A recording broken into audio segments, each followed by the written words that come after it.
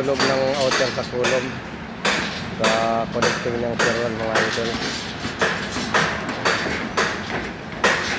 So delikado yung ginagawa niya,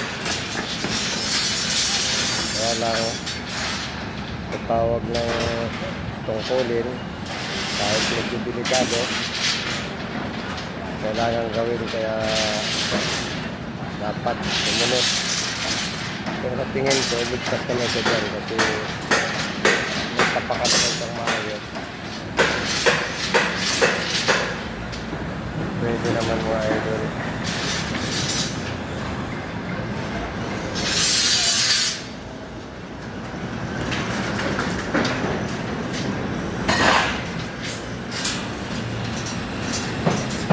Okay lang naman siguro yan.